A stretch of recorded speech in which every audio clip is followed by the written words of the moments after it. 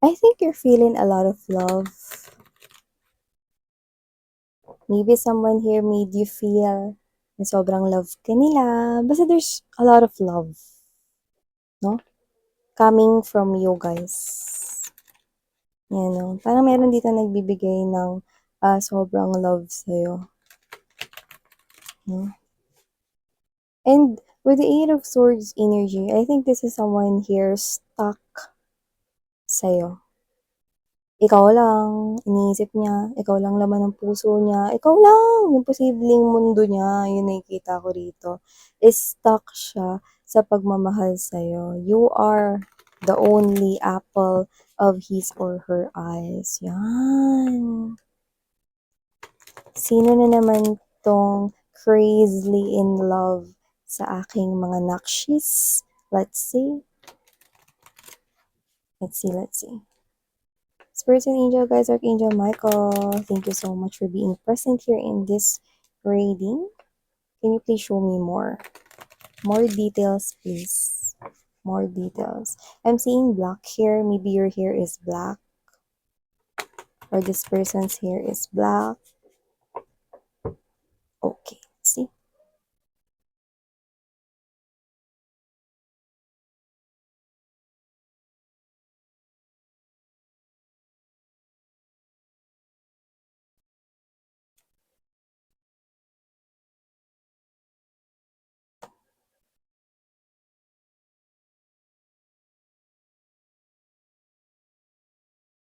Okay. So, ilatag na muna natin lahat, no, bago natin tutuluyang i-read. Pero I think you're dealing here with someone, no, kung sino man to, no, parang siya yung energy na ano, laging nagpapakonsensya. Yung parang ganito, sige ka, kapag hindi mo ako binili niyan, magtatampo ko sa'yo. Yan, may parang ganun, no? Pero ilatag na muna natin lahat na para makakuha tayo rito ng iba pang mga information, no? So, yung nakikita ko rito. Yan. So, okay, yun yung sinet ko na example no, kasi yung nakuha ko rito. You're dealing here with someone na parang this person here is acting na parang kung kaedad mo lang siya rito, no, lumalabas ka rito na mas matured ka sa kanya, no. So this person here could be someone na just like a child, no, parang meron siya ritong tantrums, no.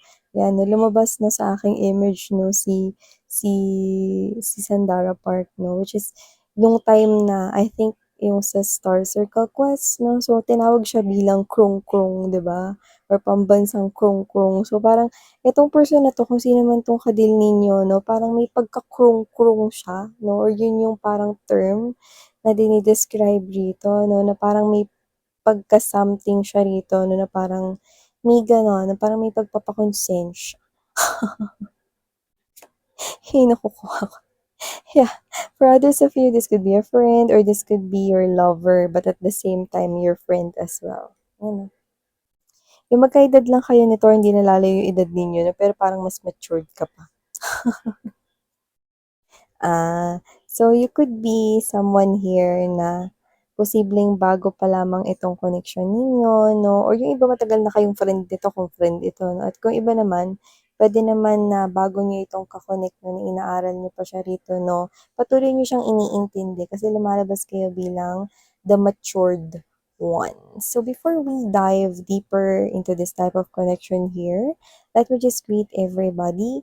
Hi and hello there new subscribers. Ako po pala si Yan. Welcome, welcome. At sa mga returning at pabalik-balik ko ng mga viewers, marami pong salamat sa inyong walang sawang pagsuporta sa aking journey at purpose sa life. So thank you so much, and if you are also interested no, in watching my other channel, the link is sa description box. Of course, welcome na welcome din kayo tumambay dyan. Ako rin naman yung tao dyan. May iba pa ba? Sa inyo mga babes, no, na tayo rito gender, babae, lalaki, LGBT, lahat kayo welcome here. And of course, no, this is timeless as well. So, pwedeng tapos na, yung iba nangyayari sa kasalukuyan, no, yung iba ay mangyayari pa lamang sa future or predictions of future. Pero dito nakikita ko that this is something here na nangyayari 'no or tuloy-tuloy 'no sa pakikipag-connect ninyo sa person na 'to. This person here is appearing as somewhat para siya ritong pabebe 'no, nagpapa-cute, dinadaan sa pagpapa-cute ang lahat. So 'pag may gusto siya ritong mangyari 'no, para siya ritong nagpapabebe, nagpapa-cute 'no. So may panghalong parang konting pangongonsensya rito 'no, na parang, "Ay ano ba 'yan, sige na 'pag hindi tayo lumabas ngayong weekends na 'to, malulungkot ako." Yung mga gano'n, yung mga paandar na gano'n na yung parang, "Sige na kapagka hindi tayo nagkita mamaya hindi hindi mo ko sinundo, 24 hours akong malulungkot." Yung mga gano'n. Yung mga nagpapakonsensya 'no, so whatever the case may be, gano'n ko siya nakikita. Umandar na naman yung pagka-krong-krong niya 'no, kung, yung mga tino-throw niya rito na parang mga tantrums na mga gano'n 'no, so parang nagpapakonsensya siya sa'yo rito para manalo siya. Gano'n yung ginagawa niya rito para manalo siya or masunod yung gusto niyang mangyari. So gano'n yung nangyayari dito sa sitwasyon ninyo. Kahit ito yung friend mo, kung friend mo 'to 'no, sarap batukan. Sige na friend, ano ba mas importante, yung project mo o yung samahan akong mamili sa Divisoria? Mga gano'n 'no, papakonsensya pa rito. Hayaan mo na lang ba matapos yung pagkakaibigan natin at matuldukan ng 15 taon dahil lang hindi mo ako sinamahan pumunta sa Divisoria? Mga gano'n 'no, nagpapakonsensya. So may mga gano'n-gano'n na yung friend mo na ano may seltek, gano'n yung tipo ng energy yung binubuga rito. At kung hindi mo siya friend 'no, posibleng ito yung person mo, sige na babe. Dito ka na lang mag-aral sa bahay, kasi wala akong kasama rito 'no, tsaka alam ko naman na para makapag-aral ka rin ng maayos, ikaw naman paano ako makakapag-aral ng maayos andiyan ka, yan mga gano'n 'no. So whatever the case may be 'no, nakikita ko rito na parang ito yung klase ng person mo na magka-edad lang kayo pero para siyang baby 'no, para siya ritong nagde-deal ka sa isang child 'no, may mga actions siyang gano'n. Sometimes naku-cute-an ka na pero sometimes parang gusto mo siya rito talagang soplakin. 'Di ba makakapag-aral ka ba 'no, sa house niya 'no, kung kayong dalawa lang dun. Exam na bukas, tingin mo makakapag-aral ka 'pag kasama mo yung boyfriend or girlfriend mo? Ayan. Or makakapag-concentrate ka sa work mo, sa trabaho mo na kailangan mong tapusin kasi deadline bukas, kung kasama mo siya, 'di ba?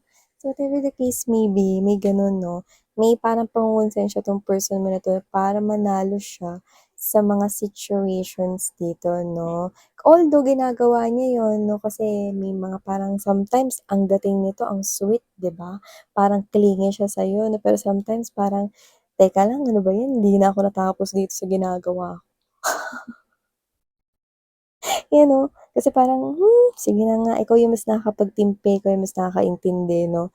So parang yun yung nangyayari rito 'no, ikaw yung umuunawa sa person mo 'no. In short, nakikita ko siya rito na parang napapanalo siya minsan or nananalo talaga siya minsan 'no, sa inyong connection dito 'no. So nakikita ko dito with the Six of Swords energy na Three of Wands, nakikita ko rito na patuloy pa rin na magiging ganito ang connection ninyo 'no. Although this is something here that you find cute sometimes 'no, pero yung person mo 'no is tingin ko talaga may ganito siya ng pag-uugali.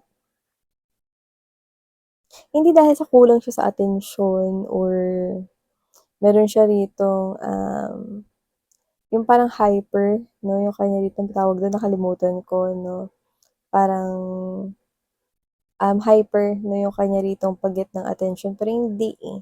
I think ano talaga, ganyan talaga yung kanya ritong way. 'No? So, posibleng only child lang 'to sa iba sa inyo but doesn't mean na only child lang. Puwede rin naman na hindi siya only child pero siya yung hindi pinapakilos sa bahay nila 'no, parang siya yung hindi gumagawa ng gawaing bahay ta's yung ibang mga kapatid niya yung gumagawa, yung gano'n 'no? Or mga pinapagawa sa kanya mga magagaan lang 'no, like, "Anak pulutin mo nga yung nahulog diyan sa sofa, ta's lagay mo dito." Ta's dun sa isang kapatid, "Anak mag-igib ka nga." Yung poso nilipat daw dun sa 3 bloke 'no, na malayong barangay, 'di ba? So, nakikita ko rito na either spoiled 'to or hindi siya rito yung or only child siya, ayan, or hindi siya kumikilos rito sa bahay nila kung hindi man siya only child. 'no? 'Yan, nakikita ko rito. Your person here, is someone na hindi naman lahat ng gusto niya itino-tolerate mo, 'yun ang pinapakita dito. May boundaries ka rin, Seven of Wands energy, 'no? 'Pag alam mo naman na parang, something here is off or hindi ito makakatulong with your person, then hindi mo i-a-agree 'yun. "Bahala ka diyan, hindi puwede." Gano'n ka, 'no? So, whatever the case may be, posibleng isa pa lang itong bagong koneksyon sa iba sa inyo. Pero yun nga 'no, kung sino man 'tong krung-krung or may pagka-krung-krung na 'to 'no, mahal mo siya kahit krung-krung pa siya. Ayan 'no, parang kanta lang 'no, mahal mo siya kahit krung-krung pa siya, 'di ba? So, parang yung ibang tao hindi siya naiintindihan 'no, na ganyan. Pero ikaw naiintindihan mo yung mga ganyang paandar niya 'no, kasi sometimes this person here just wants to be with you 'no. Kasi this person here, hindi naman sa nane-neglect mo siya 'no, pero this person here, mas gusto niya na lagi kang nandiyan, paligid niya, nakikita ka niya 'no, your presence in everything 'no. I think this person here just wants that. Not because tinitipid mo siya sa time or attention 'no, but your presence is just, this person finds that so relaxing at happy siya, 'no? Parang, okey lang nakikita kita, sige magtrabaho ka lang diyan, di kita guguluhin, mga gano'n, 'no? Or parang, sige mag-aral ka lang diyan, dito lang ako, 'no, di kita guguluhin, 'no? Parang basta nasa sight ka lang niya, basta nakikita ka lang niya, basta nasa malapit ka lang niya, basta nasa tabi ka lang niya, 'no? Pero kasi ikaw dito, ba 'yan? Ako naman yung di makapag-concentrate. Yari ko nito 'pag hindi ko natapos 'tong trabaho na 'to, or yari ako nito 'pag wala akong nasagot sa exam, ba? So, whatever the case may be, inuunawa mo pa rin yung person mo rito, "Sige, sige, sige, sige, sige." 'Yan, 'no? So, iba puwedeng friend mo 'to, nakilala mo na 'no, all throughout the years na parang alam mo kailan ka magbabago, hmm. Laging laging ganyan 'no. So, parang kung friend mo 'to, posibleng kahit may boyfriend, girlfriend siya 'no, sa'yo pa rin talaga siya rito dikit na dikit, eh, 'no. Parang ikaw pa rin yung talagang pinakagusto niya ritong kasama. So, yun nakikita ko rito 'no. So, kung sino man ito, well, this gives me this type of message na hindi ka naman problematic dito. It's just that this is something here na nag-pop out sa ating energies kasi this is something here na posibleng nangyayari strongly right at the present moment kasi continuous siya 'di ba, tuloy-tuloy.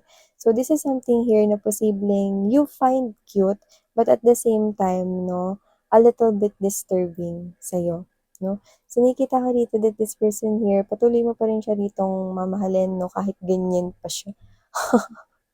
And nakikita ko rito 'no, naiintindihan mo kung ba't siya ganyan. Other people might say, "Masyado namang clingy ang boyfriend or girlfriend mo. Laging gusto magkasama kayo 'no, ano kailan ba kayo mag-aasawa?" Mga ganyan.